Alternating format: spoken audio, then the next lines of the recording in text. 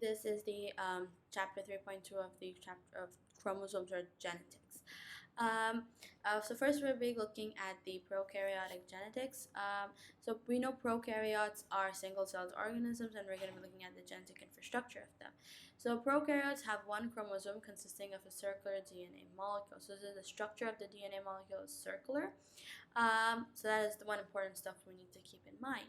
Prokaryotes do not contain a nucleus because they're single-celled organisms, and the genetic material found in the region of the cytoplasm known as the nucleoid. So DNA found in the nucleus of the prokaryotic cell is called a genophore. So the genophore is the circular DNA molecule found in the prokaryotic cell. So, like the blue one, which is in the diagram below, the DNA of prokaryotic cell is considered to be naked because it's not associated with the protein for additional packaging. So you can just see the chromosome. There is no additional proteins or the nucleus surrounding it. Prokaryotes also possess additional circular genetic molecule known as plasmid. So we have a genophore and a plasmid. So these are the circular DNA molecules. Just one chromosome, so circular one chromosome molecules inside the prokaryote. Uh, Prokaryotes also have plasmids, but eukaryotes don't have them. So we, like in the earlier slide, we saw the plasmid. The plasmid is the circular genetic molecule of the prokaryotes.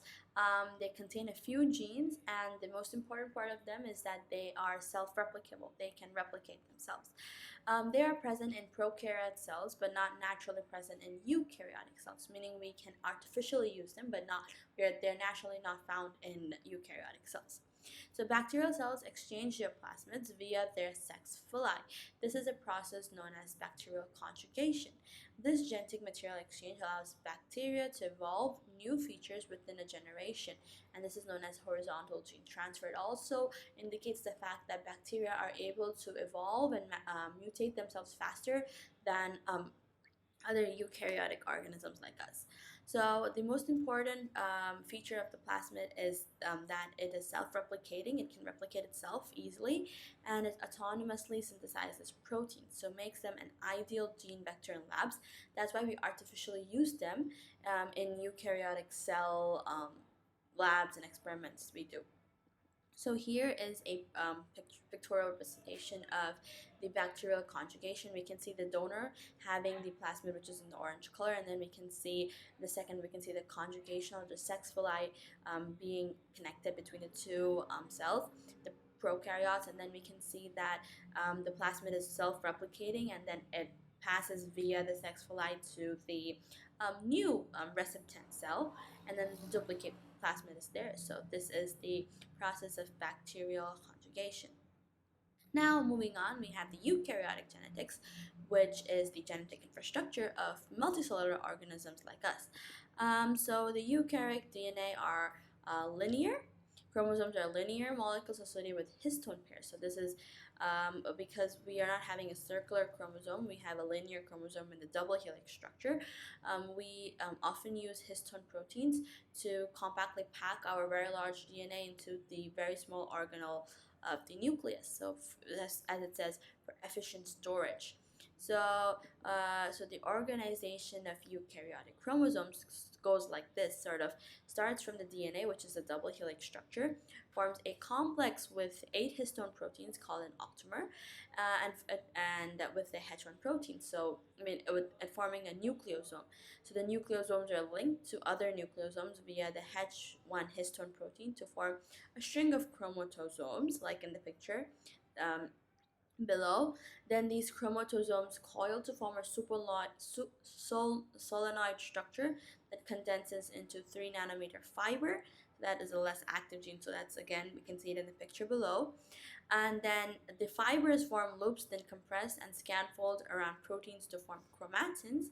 Chromatins will supercoil during cell division to form chromosomes. So what we can see sort of throughout the process is that the linear genes, DNA we have in the double helix structure, is sort of coiling themselves again and again and again to condense and to increase the density, so they take up less space due to the very long molecules of DNA or chromosomes we have, and like the long DNA we have, and then how we can store them compactly in the small organelles we have too. Moving on, we're going to the process of identifying genes. So in eukaryotic species, there are different chromosomes that carry different genes. So each chromosome, like that is the supercoiled structure of, as is mentioned here, there's a supercoiled structure of the chromatins during cell division. It's metaphase. Chromosomes. Each chromosome has a constriction point known as a centromere. So the centromere is the point where the chromosome divides into two sections, or we could say arms. The shorter section is the P arm, and the longer section is the Q arm. So this is the centromere is a part, like again. Eukaryotic species possess multiple chromosomes that may differ in size and location of centromere. Staining the chromosomes can additionally generate banding patterns, so we can identify these centromeres and other aspects of these chromosomes. So the most important part is each chromosome carries a specific gene, and the position of the particular gene on the chromosome is called the locus. So if we want to find where the gene is, we have to find where the locus of the gene is, apparently.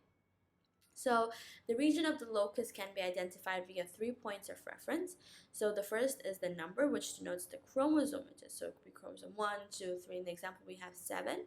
So that is chromosome number 7.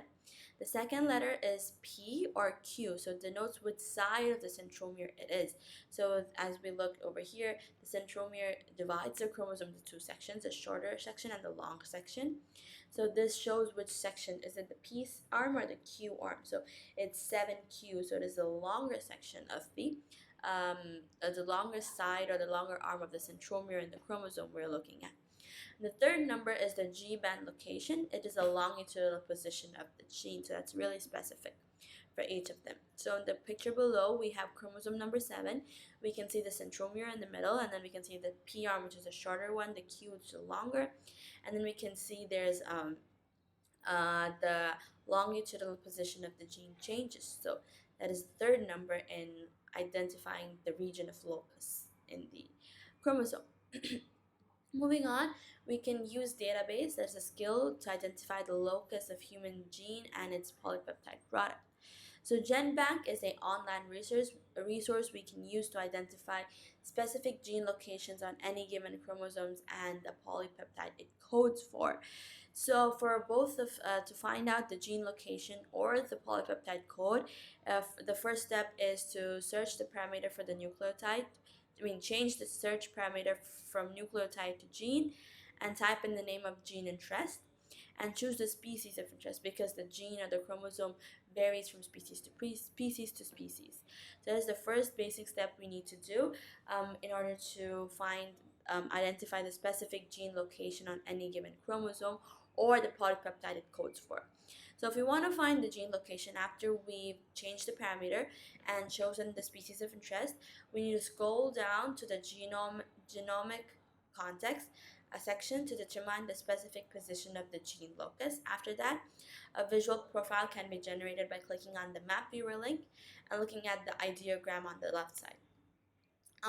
Using the GenBank, if we want to find out what protein the specific chromosome codes for, then we should, after we change the parameter and then choose the species of interest, then the polypeptide product should be identified within the summary section of this GenBank online resource.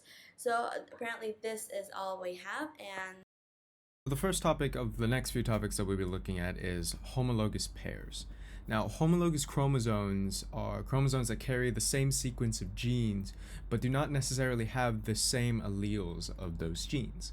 So, when we're looking at sexually reproducing organisms, they inherit their genetic sequences from both parents. So, therefore, these organisms possess 2 copies of each chromosome. So, one paternally from their father and one maternally from their mother. These are pairs. These pairs are what we call homologous chromosomes. So homologous chromosome pairs share a number of qualities.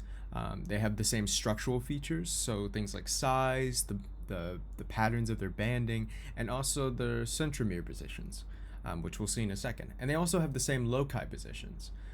What's important to note is that while the genes are the same, the alleles or the variant forms of these chromosomes are different. And finally, via meiosis, homologous chromosomes are separated in gametes to prevent doubling with each generation. If we have multiple copies, then we're getting the same exact thing every time. So here we have an example of a homologous pair. So you'll notice if we mark the green as paternal and the purple as maternal, we'll notice that the centromere positions are the same. They are also the same structure, and they have the same size and also the same shape, which helps us determine that these are homologous pairs. Next, we'll be looking at diploids versus haploids. So what are they? So as we've discussed before, sexually reproducing organisms receive genetic material from both parents. So they therefore have two sets of chromosomes, which we label as diploid cells. But in order to reproduce, these organisms need to create gametes, which are sex cells, with half the number of those chromosomes, which we refer to as haploid cells. So these two haploid gametes then fuse, and this creates a diploid cell that can grow and develop into a new organism.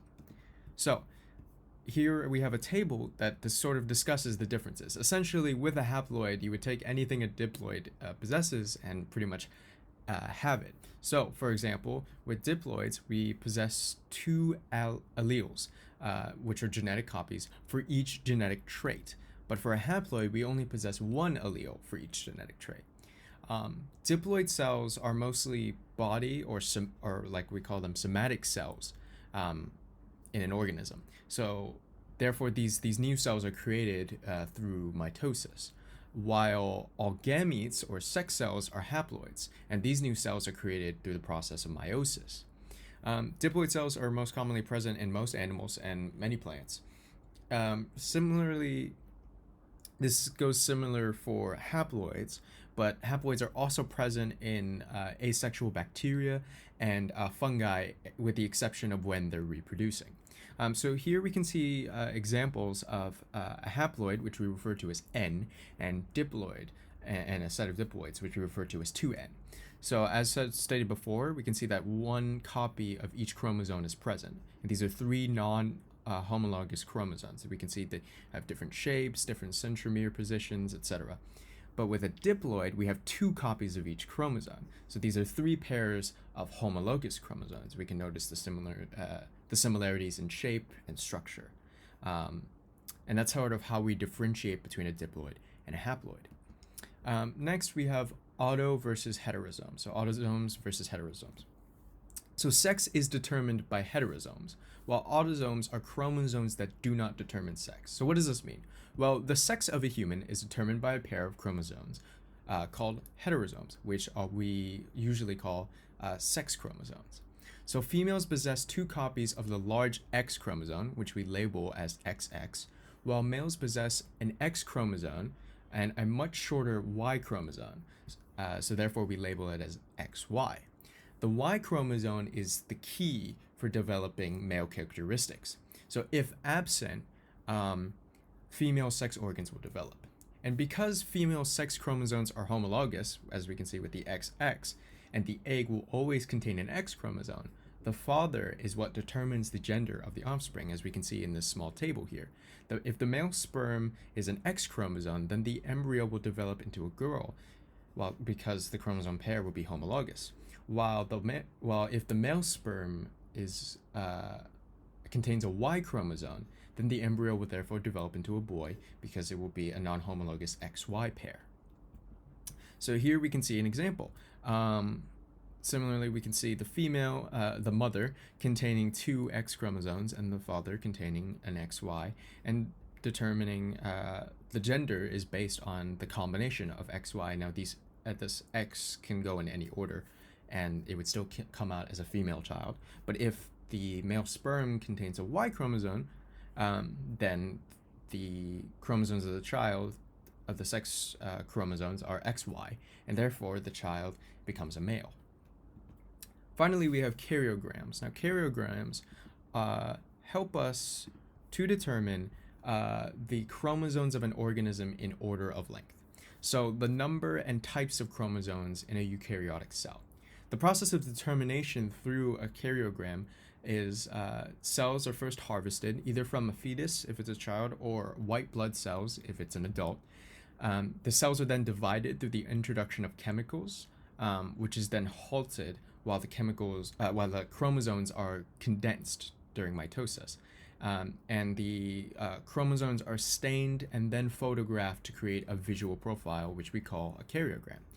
And the karyogram is arranged into homologous pairs, so it means similarly structured, shaped, etc. Pairs of chromosomes by size, and we always put the sex chromosomes last. And so karyograms can do a lot of things for us. They can be used to determine the gender of a child, or even find what we call chromosomal abnormalities, which are birth deformities. For example, Down syndrome is considered a chromosomal abnormality because it's birthed from 3 copies of chromosome 21, which we call trisomy 21, which we'll see in a minute. So here we have an example of a karyogram. And here we can see all the homologous pairs together. We can see the similar size and structure and shape. And here at the end, we can use to determine the sex. So we have this one large X chromosome, but we also have this very small Y chromosome. And from here, we can determine that this is a male because of X and Y. For this other karyogram, we see again ordered in size, and through homologous pairs, we can see 2 X chromosomes, which means that this is a female. However, if we look through the karyogram, we'll notice that the chromosome set 21 has an extra chromosome. So we can determine that because chromosome 21 has an extra chromosome, this daughter will have Down syndrome. So this is how we can use karyograms.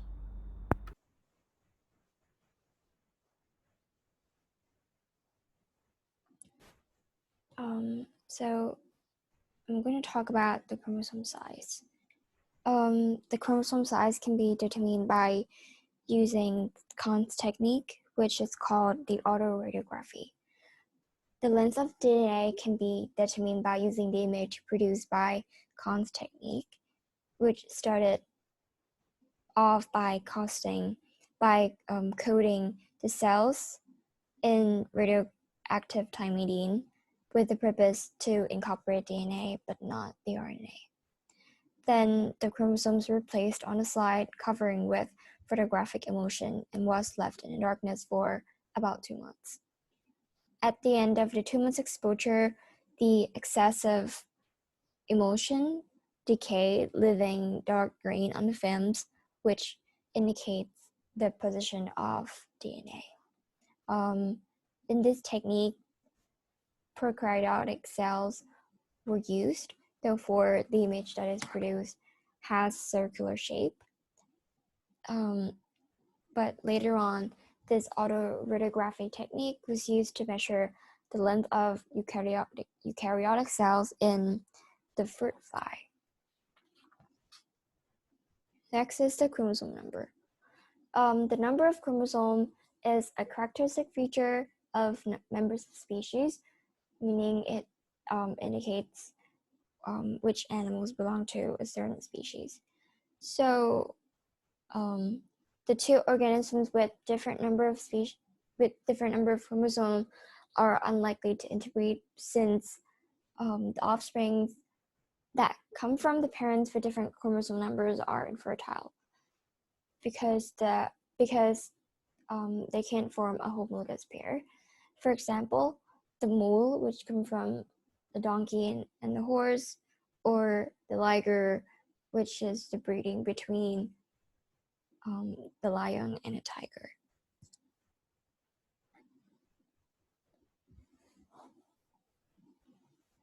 Next is the genome size.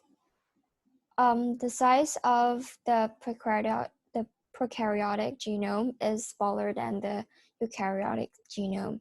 As you can see in the comparison table here, the first 2 in the table, which is the prokaryotic genome, have smaller size of genome, while the eukaryotic organisms have much bigger genome size.